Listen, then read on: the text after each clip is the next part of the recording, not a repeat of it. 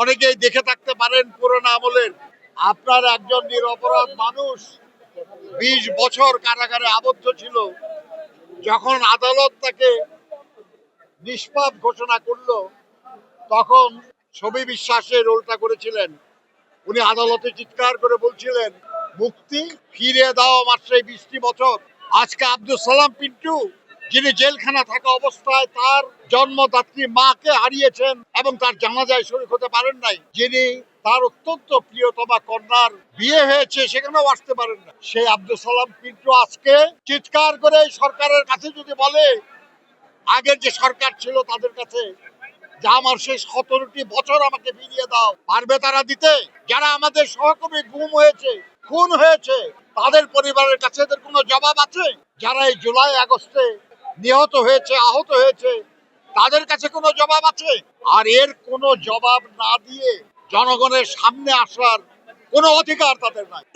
আজকে আব্দুল সালাম পিন্টু সাহেবকে, আমাদের এই সাথীকে, যিনি অত্যন্ত জনপ্রিয় মানুষ, বারবার সংসদ সদস্য নির্বাচিত হয়েছেন, মন্ত্রী হয়েছেন, জেলার প্রেসিডেন্ট ছিলেন, কেন্দ্রের নেতা ছিলেন, আমরা তাকে আমাদের মাঝে ফিরে পেয়ে আমরা আনন্দিত না, খালি আমরা অনেক শক্তিশালী হলাম। তার মতো একজন নেতা, যিনি মাওলানা ভাসানের সঙ্গে কাজ করেছেন, এমন একজন নেতার উপস্থিতি বিএনপিকে আরো শক্তিশালী করবে। তার মুখেই আপনারা শুনেছেন যে বিএনপির যে রাজনীতি, শহীদ জিয়ার রাজনীতি, বেগম খালেদা জিয়ার রাজনীতি, তারেক রহমানের যে রাজনীতি, সেই রাজনীতি অনুশীলনের নির্দেশ তিনি দিয়েছেন নেতাকর্মীদের। কোনো অন্যায় অনাচার, কোনো দুর্নীতি, কোনো অবিচারের সঙ্গে বিএনপি যুক্ত ছিল না, যুক্ত হবে না ইনশাল্লাহ। কি দুর্ভাগ্য যে একজন আইনজ্ঞ, একজন জনপ্রতিনিধি, একজন মন্ত্রী, তার বিরুদ্ধে জঙ্গির মামলা দেওয়া হয়েছে।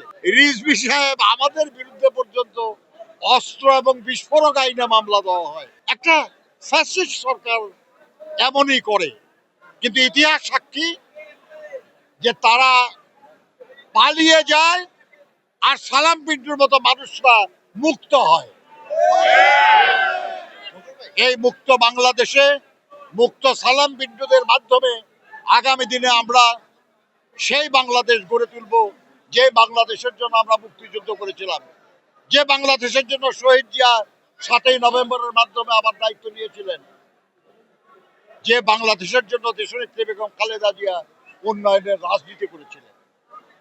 বন্ধুরা আমার, আমি আপনাদেরকে ধন্যবাদ জানাই যে আপনারা কষ্ট করে এসেছেন।